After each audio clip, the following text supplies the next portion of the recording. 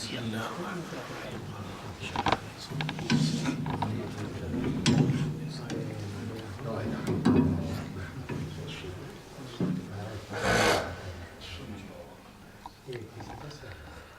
الحمد لله نحمده ونستعينه ونستغفره ونؤمن به ونتوكل عليه ونعوذ بالله من شرور أنفسنا ومن سيئات أعمالنا من يهده الله فلا مضل له ومن يضلله فلا هادي له ونشهد أن لا إله إلا الله وحده لا شريك له ونشهد أن سيدنا وحبيبنا ومولانا محمدا عبده ورسوله صلى الله تعالى على خير خلقه محمد وآله وأصحابه أجمعين.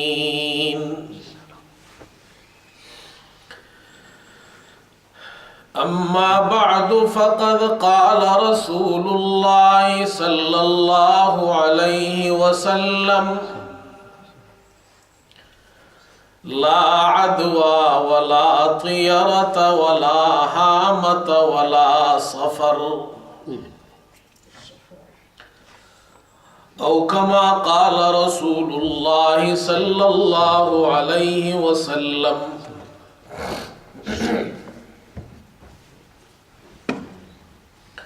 بزرگان محترم اور برادران عزیز،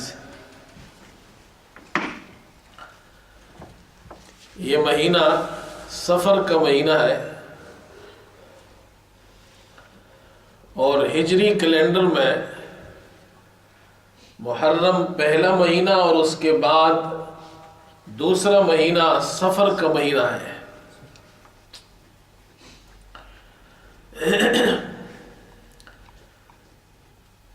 زمانہ جاہلیت میں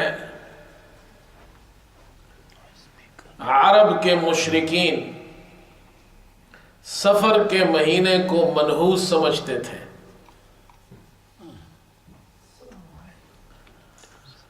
اور ان کے جس طرح اور بہت سے غلط عقائد تھے، ان میں سے ایک عقیدہ یہ تھا کہ سفر کا مہینہ منحوس مہینہ ہے. جیسے آج کل ہمارے کچھ مسلمان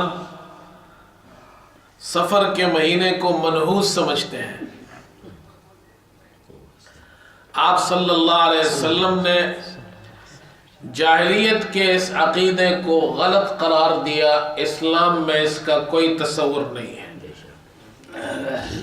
اور اس حدیث پاک میں آپ صلی اللہ علیہ وسلم نے اس کے ساتھ اس وقت کے 3 غلط عقائد کو اور مزید 3 غلط عقیدوں کو بھی رد کیا. لا عدوى ولا طیرۃ ولا حامۃ ولا سفر. یہ 4 باتیں آپ صلی اللہ علیہ وسلم نے ارشاد فرمائی ہیں. پہلی بات یہ ارشاد فرمائی: لا عدوى، کوئی بیماری متعدی نہیں ہوتی. زمانہ جاہلیت میں ایک عقیدہ یہ تھا کہ مریض کے پاس جانے سے لوگ کتراتے تھے کہ اس کی بیماری ہمیں لگ جائے گی. جیسے ہمارے یہاں بہت سے لوگ اب بھی ڈرتے ہیں. یہ اس وقت یہ عقیدہ ان کے یہاں بھی تھا. آپ صلی اللہ علیہ وسلم نے اس کو رد فرمایا کہ بیماری تمہیں کوئی نقصان نہیں پہنچا سکتی ہے. اور آپ نے یہ اس حدیث میں بھی فرمایا. ایک دوسرے موقع پر بھی آپ نے یہ ارشاد فرمایا. تو ایک اعرابی دیہاتی، اس زمانے میں دیہات کے لوگ ان کے پاس اونٹ ہوتے تھے، جانور ہوتے تھے، بکریاں، اونٹ وغیرہ، تو وہ اونٹ چرایا کرتے تھے۔ تو اسے ایک دیہاتی نے جب یہ سنا تو اس نے آپ صلی اللہ علیہ وسلم سے سوال کیا اور آپ سے پوچھا فما بال الابل تکون فی الرمل لکأنها الظباء فیخالطها البعیر الاجرب فیجربها۔ اے اللہ کے رسول، آپ تو یہ فرما رہے ہیں کہ بیماری متعدی نہیں ہوتی، لیکن ہم یہ دیکھتے ہیں کہ ہمارے اونٹ صحت مند ہوتے ہیں، اور وہ اس طرح صحت مند ہوتے ہیں تکون فی الرمل لکأنها الظباء، ہرن کے مانند دوڑتے ہیں، چرانگے مارتے ہیں، دوڑتے ہیں، ایسے صحت مند طاقتور اونٹ ہوتے ہیں۔ لیکن فَيُخَالِطُهَا الْبَعِيرُ الْأَجْرَبُ فَيُجَرِّبُهَا، ایک خارشی اونٹ ان صحت مند اونٹوں میں مل جاتا ہے تو سب کو خارشی کر دیتا ہے، اور آپ فرما رہے ہیں کہ بیماری متعدی نہیں ہوتی۔ آپ صلی اللہ علیہ وسلم نے اس دیہاتی، اس اعرابی کی یہ بات سنی، یہ سوال ان کا سنا، آپ نے ایک مختصر جملے میں جامع ارشاد فرمایا، جواب فرمایا فمن اعدل اول۔ سوال کیا اس اعرابی سے، یہ بتاؤ وہ جو خارشی اونٹ تھا، جو پہلا والا، اس کو کس اونٹ نے اس کو بیماری لگائی تھی؟ کس نے اس کو بیماری لگائی؟ جس ذات نے اس پہلے اونٹ کو بیمار کیا، اسی نے یہ باقی اونٹوں کو بیمار کیا ہے۔ صحت دینے والا اللہ کی ذات ہے، بیماری اللہ کی طرف سے ہے۔ اس لیے یہ عقیدہ آپ نے فرمایا نہیں، بیماری تمہیں کوئی نقصان نہیں پہنچا سکتی۔ اسی لیے حدیث میں آتا ہے، آپ صلی اللہ علیہ وسلم نے ایک موقع پر ایک شخص مجذوم، جس کو جذام کی بیماری تھی، اس سے لوگ دور ہٹتے تھے، بھاگتے تھے کہ اس کے قریب مت جاؤ۔ آپ صلی اللہ علیہ وسلم نے اس کا ہاتھ پکڑا، فوضعها معه في القصعة، آپ نے اس کے ہاتھ کے ساتھ اپنا ہاتھ برتن میں ڈالا، پیالے میں ڈالا، اور فرمایا کل ثقتا باللہ وتوکلا علیہ، کھاؤ، اللہ پر ہی اعتماد اور بھروسہ رکھو۔ غریب کے ساتھ، بیمار کے ساتھ، جزامی کے ساتھ آپ صلی اللہ علیہ وسلم کا بیٹھنا، ایک پلیٹ میں، ایک برتن میں کھانا کھانا، اس پیالے میں وہ بھی ہاتھ ڈال رہے ہیں، آپ بھی ہاتھ ڈال رہے ہیں، اللہ اکبر۔ یہ غریبوں کے ساتھ، فقیروں کے ساتھ، بیماروں کے ساتھ آپ صلی اللہ علیہ وسلم کا یہ طریقہ کار تھا۔ اللہ اکبر۔ امیر شریعت حضرت مولانا عطا اللہ شاہ بخاری رحمۃ اللہ علیہ، ان کے بارے میں لکھا ہے کہ ایک بھنگی مسلمان ہو گیا، قائد غسل کرو، کپڑے پہنو، مجلس میں آیا، مسلمان ہو گیا، کلمہ پڑھ لیا، بیٹھا ہوا ہے مسلمانوں میں، دسترخوان لگا ہوا ہے، کوئی اس بھنگی کے ساتھ قریب میں بیٹھنے کو تیار نہیں۔ حضرت امیر شریعت رحمت اللہ علیہ، آپ تشریف لائے، آپ نے اس کو اپنے ساتھ بٹھایا، اور آپ نے پھر ارشاد فرمایا بھائی تمہارے نصیب کہاں جو تم اس کے ساتھ کھاؤ، یہ تو وہ شخص ہے جو ابھی ابھی کلمہ پڑھ کر مسلمان ہوا، اس کا ایک گناہ بھی نہیں، ابھی مر جائے تو سیدھا جنت میں جائے گا، میں اس خوش نصیب کے ساتھ کھانا کھاؤں گا۔ یہ اللہ والوں کی شان ہے، یہ حضور پاک علیہ السلام نے یہ طریقہ سکھایا۔ بیمار کے ساتھ آپ بیٹھے ایک برتن میں، کہا اللہ پر اعتماد بھروسہ رکھو۔ لیکن میرے دوستو، اس کے ساتھ ساتھ آپ صلی اللہ علیہ وسلم نے ہمیں اجازت بھی دی ہے، ہمیں احتیاط کا راستہ بھی سکھایا ہے، اور اسلام میں یہ جائز ہے کہ آدمی احتیاط کرے۔ اس لیے آپ صلی اللہ علیہ وسلم نے خود تو یہ عمل کیا، آپ کی شان تو بہت اونچی ہے، آپ کا ایمان، اللہ پر اعتماد، بھروسہ، وہ تو بہت اعلیٰ ہے، لیکن امت تو سب ایسی نہیں ہوگی، سب کا اتنا اونچا ایمان تو ہوگا نہیں۔ آپ نے فرمایا فر من المجذوم کما تفر من الاسد، جس طرح تم شیر سے ڈر کر بھاگتے ہو، اس طرح مجذوم سے دور رہو۔ ایسا نہ ہو کہ تم اس کے ساتھ بیٹھو تمہیں بھی بیماری لگ جائے، بیماری تو اسے اللہ نے لگائی ہے، تمہیں بھی اللہ نے لگائی، لیکن تمہارا عقیدہ خراب ہو جائے گا، تم کہو گے میں اس کے پاس بیٹھا تھا اس لیے مجھے بیماری لگ گئی۔ حضور نے فرمایا اپنے عقیدے کی حفاظت کرو، تمہارے لیے جائز ہے تم اس کے پاس نہ بیٹھو۔ احتیاط کرنی چاہیے، ڈاکٹر نے منع کیا ہے تو اس کے قریب نہیں جانا چاہیے، بیمار کے پاس نہیں جانا چاہیے۔ یہ اسلام نے ہمیں یہ سکھایا ہے کہ بیمار تمہیں بیمار نہیں کر سکتا، اس کی بیماری تمہیں بیمار نہیں کر سکتی، کرنے والا ایک اللہ کی ذات ہے۔ وَإِن يَمْسَسْكَ اللَّهُ بِضُرٍّ فَلَا كَاشِفَ لَهُ إِلَّا هُوَ وَإِن يُرِدْكَ بِخَيْرٍ فَلَا رَادَّ لِفَضْلِهِ۔ اللہ جسے تکلیف اور نقصان میں ڈال دے اسے کوئی اس کی تکلیف کو دور کرنے والا نہیں، اور اللہ کسی کے ساتھ خیر کا ارادہ کرے اسے کوئی نقصان پہنچانے والا نہیں ہے۔ لا عدوہ، پھر فرمایا ولا طیرہ، اسلام میں بدشگونی کا کوئی عقیدہ نہیں، بدفعلی کا کوئی عقیدہ نہیں۔ جاہلیت کے زمانے کے لوگ بدشگونی بدفعلی پر یقین رکھتے تھے، یہ عقیدہ ان میں تھا۔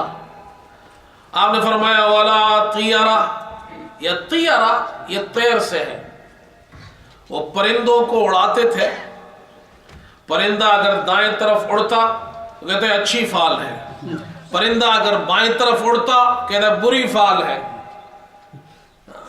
اسی طرح جانوروں کو بھی کہ جانور دائیں طرف جائے تو کہا اچھی فال، بری طرف جائے تو بری فال۔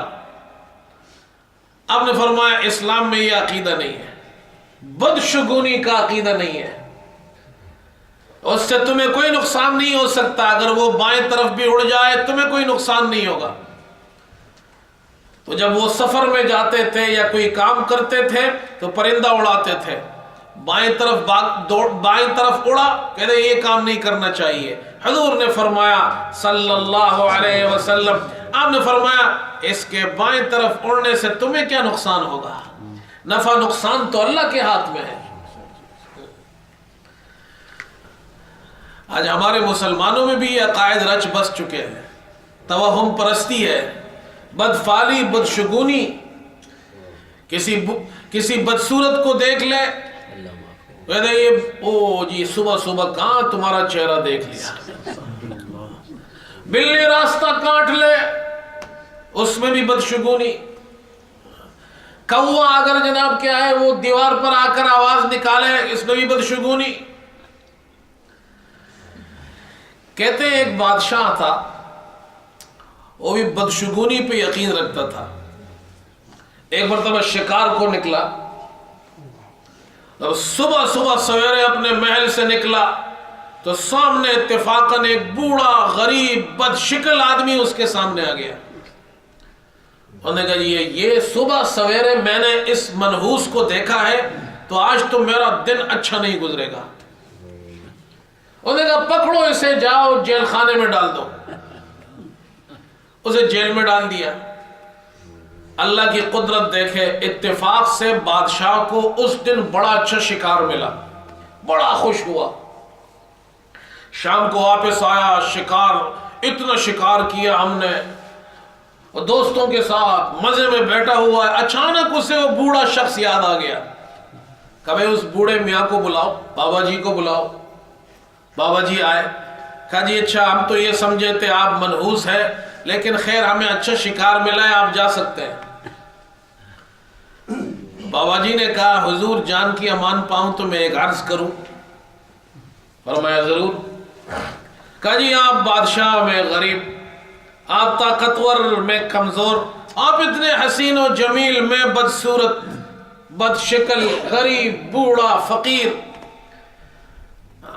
جب صبح آپ جیسے خوبصورت بادشاہ نے مجھ جیسے بد شکل کو دیکھا تو اس کا دن اچھا گزرا، اسے شکار ملا، خوش رہا، اور مجھ جیسے بد شکل فقیر نے آپ جیسے خوبصورت بادشاہ کو دیکھا تو سارا دن جیل میں سڑتا رہا۔ آپ بتائیے منحوس آپ ہیں یا میں ہوں؟ آپ منحوس ہیں یا میں منحوس ہوں؟ تب بادشاہ کو سمجھ میں آئی بات، کہا بھئی یہ عقیدہ غلط عقیدہ ہے۔ حضور نے فرمایا لا طیرہ، ایک حدیث میں آتا ہے آپ نے فرمایا الطیرۃ شرک، بدفالی لینا شرک ہے، الطیرۃ شرک، بدفالی لینا شرک ہے، الطیرۃ شرک، بدفالی لینا شرک ہے، 3 مرتبہ ارشاد فرمایا۔ اسلام میں یہ چیزیں نہیں ہیں۔ ہاں وخیرها الفال، آپ نے فرمایا نیک فال لینا اچھا ہے، نیک فال لے سکتے ہیں۔ ابھی کوئی چیز گم ہو گئی، آپ نے کوئی اچھا نام سنا، کوئی اچھے آدمی کو دیکھا، کسی اللہ کے نیک بندے کو دیکھا، آپ نے اس سے اچھا فال لیا، یہ جائز ہے اسلام میں، یا بد فالی کی اجازت نہیں ہے۔ اسی طرح ہائے کیا بتاؤں میں آپ کو، ہمارے یہاں وہ زمانہ جاہلیت کی وہ عقائد، وہ جاہلی عقائد آج بھی مسلمانوں نے اپنائے ہوئے ہیں۔ بدفالی ہم لیتے ہیں، بدشگونی ہم کرتے ہیں، توہم پرست ہم ہو گئے ہیں، نجومیوں پر کاہنوں پر ہم یقین رکھتے ہیں مسلمان ہو کر۔ آپ صلی اللہ علیہ وسلم تو ارشاد فرما رہے من اتا عرافا فسألہ عن شیء لم تقبل له صلاة 40 لیلہ، جو کسی نجومی کے پاس، کسی کاہن کے پاس، کسی پامسٹ کے پاس گیا اور اس نے جا کر اس سے پوچھا، ہاں لوگ جا کر پوچھتے ہیں ہمارا ہاتھ دیکھو، ہاتھ کی لکیریں، زائچے بناتے ہیں، غیب کی خبریں دیتے ہیں ان کو، نعوذ باللہ۔ کہ شادی کب ہوگی؟ کہتے جی فلاں تاریخ کو ہوگی۔ میرا کام نہیں ہو رہا، نقصان ہو رہا ہے کاروبار، کہتے اگلے سال ٹھیک ہو جائے گا۔ یہ غیب کی خبریں ایک اللہ جانتا ہے، نجومیوں سے پوچھتے ہیں۔ حضور صلی اللہ علیہ وسلم نے فرمایا یا کسی نجومی کے پاس گیا فسألہ عن شیء، اس سے کچھ پوچھا، لم تقبل له صلاة 40 لیلہ، اللہ 40 دن تک اس کی نماز قبول نہیں کرے گا۔ وہ نماز پڑھے گا، اسے کوئی ثواب نہیں ملے گا۔ محدثین کہتے ہیں نماز کا ذکر اس لیے کیا کہ اعمال میں سب سے بڑا عمل نماز ہے، جو دین کا ستون ہے، اس لیے فرمایا اللہ عمل قبول نہیں کرتا تو نماز کو ذکر کیا، 40 دن تک اللہ اس کی نماز قبول نہیں کرے گا۔ کیا آج مسلمانوں میں یہ عقیدہ نہیں؟ ایسے مسلمان بھی کمزور عقیدے والے ہیں۔ حضور صلی اللہ علیہ وسلم نے تو یہ رد کیا، وَلَا نَوْ، یہ منازل قمر، مشرکین یہ عقیدہ رکھتے تھے چاند کی منزل ہے، جب ایک منزل سے دوسری منزل میں چاند جاتا ہے تو پھر حالات بدلتے ہیں، بارش ہوتی ہے۔ ہمارے یہاں بھی لوگ اس پہ، تمہارا سٹار کون سا ہے، ستاروں پہ یقین، چاند پہ یقین، نجومیوں پہ یقین۔ اسلام میں یہ چیز ہے، اس کو خود نہیں معلوم کہ اس کے ساتھ کیا ہوگا، اس نجومی کو اپنے بارے میں علم نہیں، تمہیں کیا بتائے گا وہ، اسے کیا معلوم۔ ابن جوزی رحمت اللہ علیہ نے ایک واقعہ نقل کیا ہے کہ ایک بادشاہ کو نجومیوں پر بڑا یقین تھا، اس نے اپنے پاس ایک نجومی رکھا ہوا تھا اپنے دربار میں، شاہی نجومی، اور وہ اس سے جناب پوچھتا رہتا تھا کہ کیا ہونے والا ہے، کیا ہوگا، کیسے ہوگا، ہمیں فتح ہوگی نہیں ہوگی۔ تو ایک دن اس نے نجومی سے پوچھا ذرا حساب لگا کر بتاؤ ہماری کتنی عمر باقی ہے۔ نجومی نے ذائچہ بنایا، حساب لگایا، کہ بادشاہ سلامت، افسوس کے ساتھ میں کہہ رہا ہوں کہ آپ 1 مہینے بعد مر جائیں گے۔ بادشاہ کا عقیدہ تو کمزور تھا، ویسے ہی اسے یقین ہو گیا، اب اس نے کھانا چھوڑ دیا، صحت اس کی گرنے لگی، 2 دن کے اندر اندر وہ صحت مند طاقتور بادشاہ لاغر بیمار ہو گیا۔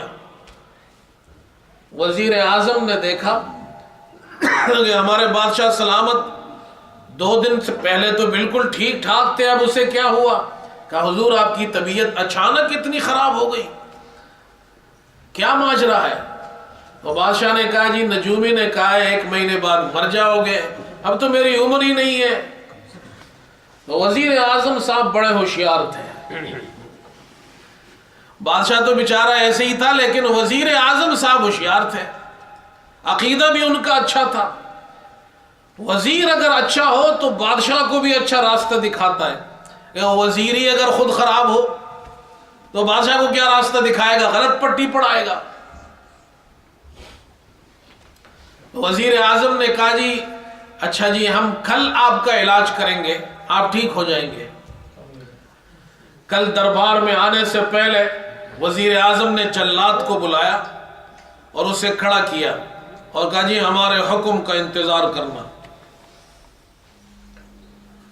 نجومی بھی آ گیا، دربار سجا ہوا ہے، بادشاہ بیٹھا ہوا ہے، کمزور، لاغر، رنگ پیلا ہو چکا ہے. موت کے خوف نے اسے پریشان کیا ہوا ہے. وزیر اعظم آئے، نجومی سے کہا ذائچہ بناؤ میری کتنی عمر باقی ہے. نجومی نے ذائچہ بنایا وزیر اعظم صاحب کا. کہا جی حضور آپ کی تو بہت لمبی عمر ہے، مبارک ہو، آپ تو 50-60 سال زندہ رہیں گے. انہوں نے کہا جی بہت اچھا بہت اچھا. کہا جی اب اپنا ذائچہ بناؤ. اس نے اپنا ذائچہ بنایا. کہا یہ بتاؤ تمہاری کتنی عمر؟ انہوں نے کہا حضرت بس جتنی آپ کی عمر ہے اتنی عمر میری بھی ہے، بس یہ بادشاہ تو اگلے مہینے مرنے والے ہیں، اس کے بعد آپ بادشاہ ہوں گے، 50-60 سال تک میں آپ کا نجومی ہوں گا. اس نے جلاد کو اشارہ کیا. وہ جلاد تو تیار کھڑا تھا، اس نے تلوار نکالی اور ایک وار میں نجومی کا سر قلم کر دیا. بادشاہ نے کہا یہ کیا کیا؟ کہا حضور آپ اب بھی نہیں سمجھے، یہ تو ابھی کہہ رہا تھا میری عمر 60 سال ہے، یہ تو 60 دن بھی زندہ نہیں رہا. تب اسے یقین ہوا اس موت کب آئے گی اس کا علم ایک اللہ کو ہے. کوئی تمہیں نہیں بتا سکتا کل کیا ہونے والا ہے. وما تدری نفس ماذا تکسب غدا. اللہ قرآن میں کہتا ہے انسان کو نہیں معلوم کل کیا کرنے والا ہے. جب اس کسی کو اپنا نہیں معلوم تمہیں کیا بتائے گا تمہارے بارے میں. اور اس میں میرے دوستو ہمارا فائدہ ہے. ہمیں نہیں معلوم کیا ہونے والا ہے. ایک انسان کو نہیں معلوم اس کی موت آنے والی ہے تو وہ آخر وقت تک خوش رہتا ہے. اگر معلوم ہو جائے کہ میری عمر 10 سال باقی ہے تو 20 سال کے منصوبے بنائے گا. اور 25 سال کے لیے مورگیج پہ گھر لے گا. بتاؤ بھائی، جسے یہ معلوم ہو جائے 10 سال بعد مرنا ہے وہ 10 سال کے منصوبے بھی نہیں بنائے گا. 5 سال رہ جائے، سال رہ جائے، مہینہ رہ جائے، کیا حال ہوگا؟ اللہ کا کتنا بڑا انعام ہے، ایک آدمی کی موت میں 1 گھنٹہ باقی اور وہ خوش ہے. غیب کا علم نہ ہونا ہمارے لیے فائدہ مند ہے. تو اسلام نے رد کیا لا عدوہ ولا طیرہ. بدشگونی اسلام میں نہیں ہے، بدفالی اسلام میں نہیں ہے. یہ ستاروں پہ عقیدہ رکھنا، نجومیوں پہ، یہ اسلام میں نہیں ہے. پھر فرمایا سرکار دو عالم صلی اللہ علیہ وسلم نے ولا سفر. زمانہ جاہلیت میں سفر کے مہینے کو منحوس سمجھتے تھے. عرب کے مشرکین سفر کے مہینے، جب سفر کا مہینہ آتا اس میں شادی نہیں کرتے تھے کہ یہ منحوس ہے، منحوس مہینہ ہے. سفر کے مہینے میں کوئی کام شروع نہیں کرتے تھے، کاروبار بزنس نہیں کرنا، کسی جگہ جانا نہیں ہے، کوئی خوشی نہیں منانی، منحوس مہینہ ہے. آپ صلی اللہ علیہ وسلم نے رد فرمایا ولا سفر. سفر کا مہینہ منحوس نہیں ہے. یہ عقیدہ غلط ہے. آج بھی ہمارے یہاں سفر کے مہینے کو لوگ منحوس سمجھتے ہیں. بعض لوگوں نے تو ایک حدیث گھڑی ہوئی ہے جس کی نسبت حضور صلی اللہ علیہ وسلم کی طرف کرتے ہیں اور وہ کہتے ہیں جی آپ صلی اللہ علیہ وسلم نے فرمایا من بشرنی بخروج سفر بشرتہ بالجنہ. جو مجھے سفر کے مہینے کے نکلنے کی خبر دے گا میں اسے بشارت دے گا، میں اسے جنت کی بشارت دیتا ہوں۔ یعنی یہ مہینہ اتنا منحوس ہے، جب یہ گزر جائے اور کوئی مجھے بتا دے تو میں اسے جنت کی بشارت دوں گا۔ ملا علی قاری رحمۃ اللہ علیہ نے کتاب لکھی ہے موضوعات۔ موضوعات، اس میں وہ تمام حدیثیں جمع کی ہیں جو موضوع ہے۔ موضوع کہتے ہیں جو من گڑت ہے، لوگوں نے خود بنائی ہے۔ آپ صلی اللہ علیہ وسلم کا ارشاد نہیں، آپ نے نہیں فرمایا، من گڑت لوگوں کی بنائی ہوئی باتیں ہیں، اور نعوذ باللہ آپ صلی اللہ علیہ وسلم کی طرف منسوب کرتے ہیں۔ یہ وہ جھوٹی حدیث ہے، موضوع حدیث ہے، من گڑت حدیث ہے، جس کی نسبت اللہ کے رسول کی طرف کی جاتی ہے۔ آپ صلی اللہ علیہ وسلم تو فرما رہے لا سفر، سفر کا مہینہ منحوس نہیں۔ اور ہمارے یہاں اللہ اکبر سفر کے بارے میں، اب بعض یہاں ہند و پاک میں، ہمارے یہاں مسلمانوں میں سفر کے مہینے میں میاں بیوی جدا ہو جاتے ہیں کہ جی میاں بیوی کا ملنا بھی منحوس ہے اس مہینے میں، اس مہینے میں شادی کرنا منحوس۔ اچھا، اس سے پہلے محرم گزرا ہے، محرم بھی منحوس، اس کے بعد سفر بھی منحوس۔ کچھ لوگ محرم کو منحوس مان رہے ہیں، کچھ سفر کو منحوس مان رہے ہیں۔ یہ غلط عقائد ہے۔ اللہ اکبر۔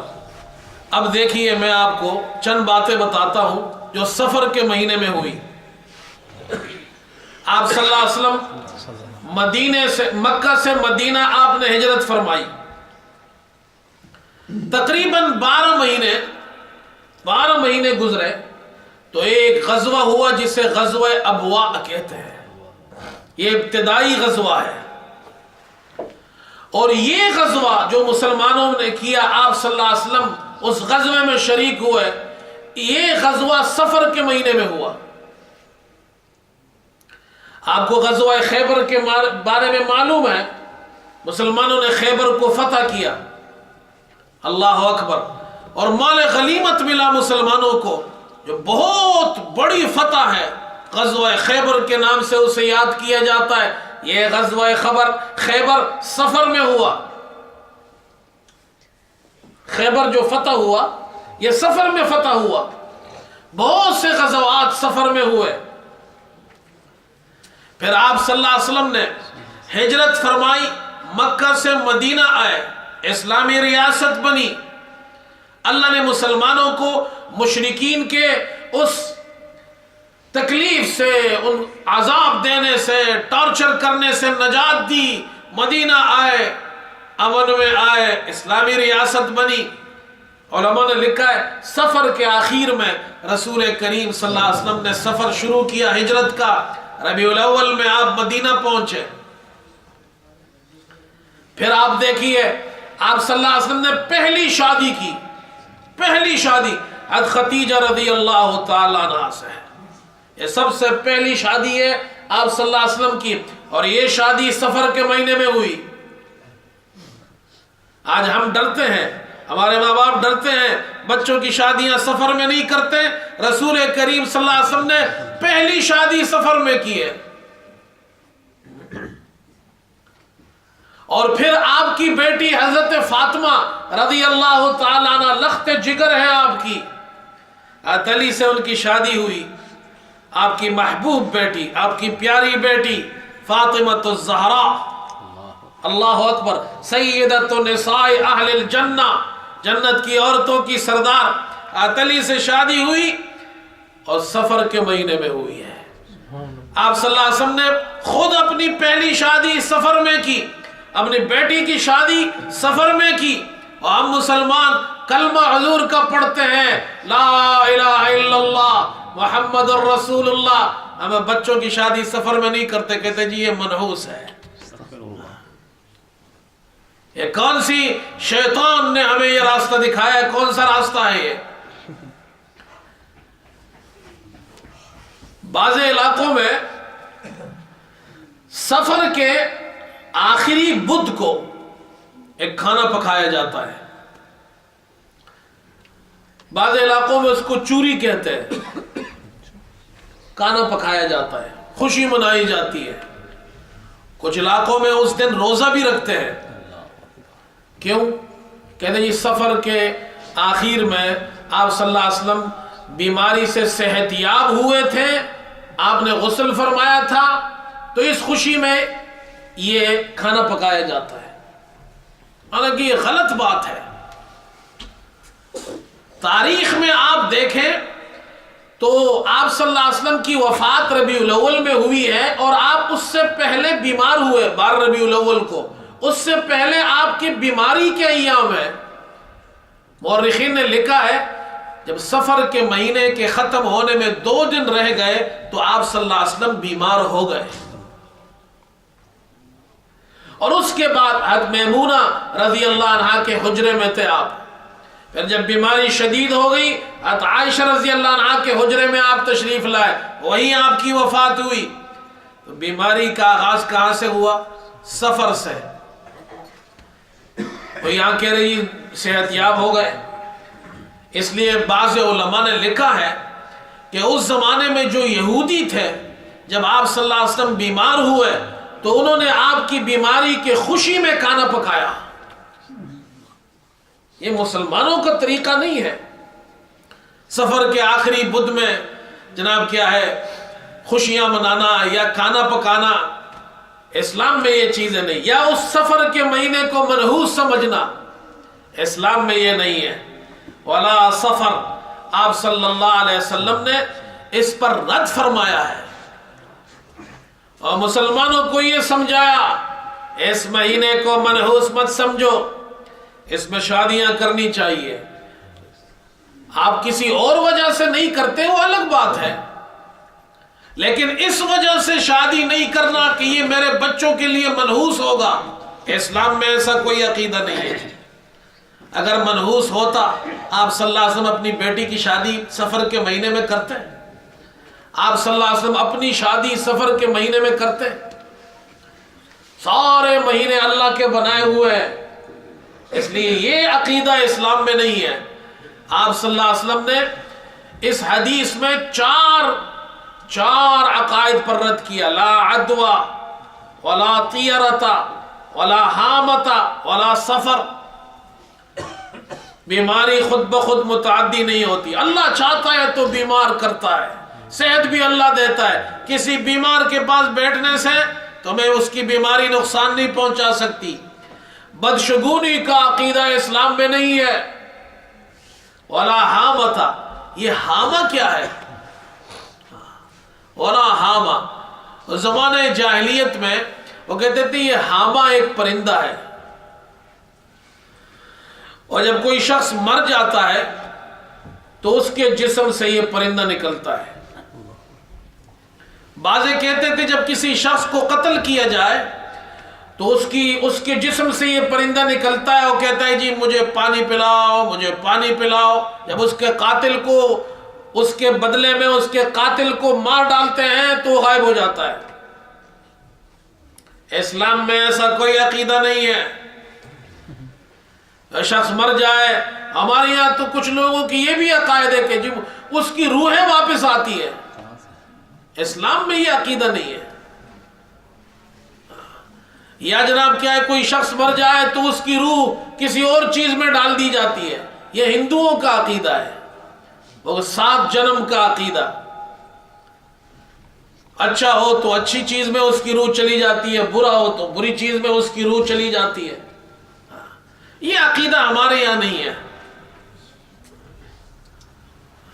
ایک مرتبہ انسان مر گیا، اس کے بعد اس کی روح دنیا میں نہیں آتی ہے۔ اللہ اکبر۔ قرآن پاک میں اللہ تعالیٰ نے صاف صاف کہا، ہائے ہائے، جب فرشتے آتے ہیں اور اس کی روح قبض کرتے ہیں، اور وہ شخص جو اللہ کو ساری زندگی ناراض کرتا رہا، اللہ پر اس کا ایمان نہیں، شرک کی حالت میں مرا، کفر کی حالت میں مرا، اب جب فرشتے آئے اور ڈراؤنی شکل میں اور اس کی روح کو نکال رہے ہیں تو کہتا ہے رب ارجعون، قال رب ارجعون، اے اللہ مجھے واپس لوٹا دے، اے اللہ مجھے واپس دنیا میں لوٹا دے۔ لعلی اعمل صالحا فیما ترکت کلا انہا کلمۃ هو قائلها. اللہ اکبر. اللہ کا قرآن. آج ہمارے پاس وقت نہیں قرآن پڑھنے کو. آج مسلمان کے پاس قرآن سمجھنے کا وقت نہیں ہے. ہمارے عقائد خراب ہو گئے, روحیں واپس آتی ہیں. روحیں کہاں واپس آتی ہے؟ اللہ تو کہتا ہے رب ارجعون, اللہ سے کہتا ہے اللہ مجھے واپس لوٹا. لعلی اعمل صالحا فیما ترکت کلا انہا کلمۃ هو قائلها. اللہ مجھے واپس بھیج دے, جو میں نے کام نہیں کیا اب جا کے پورا کرو. اب جا کے میں وہ ایمان لے آؤں, اب جا کے میں اسلام کو قبول کر لوں. وہ جو گناہ میں کرتا تھا توبہ کر لوں, اس سے اچھے اچھے کام کروں. اللہ فرماتے ہیں کلا, نیور, ہرگز نہیں. انہا کلمۃ هو قائلها, یہ صرف ایک بات ہی ہے جسے وہ کہہ رہا ہے. ہوتا کچھ بھی نہیں. ہوتا کیا ہے جب روح نکل جاتی ہے؟ تو اللہ فرماتے ہیں وَمِن وَرَائِهِمْ بَرْزَخٌ إِلَى يَوْمِ يُبْعَثُونَ. پھر اس کے سامنے برزخ ہے, عالم برزخ میں اسے جانا ہے, اور قیامت تک جب تک اللہ مردوں کو دوبارہ زندہ نہیں اٹھائے گا عالم برزخ میں رہنا ہے. جو ایک مرتبہ دنیا سے اس کی روح ٹرانسفر ہو گئی, عالم برزخ میں چلا گیا, وہاں سے آج تک کوئی واپس نہیں آیا ہے. یہ ون وے ہے, ون وے, واپسی کا کوئی راستہ نہیں ہے یہاں. یہ عقائد, مسلمانوں اپنے عقیدہ ٹھیک کرو, ایک اللہ پہ عقیدہ رکھو, وہی سب کچھ کرنے والا ہے, وہی ہمارا مولا ہے, وہی ہمارا داتا ہے. وَإِن يَمْسَسْكَ اللَّهُ بِضُرٍّ فَلَا كَاشِفَ لَهُ إِلَّا هُوَ.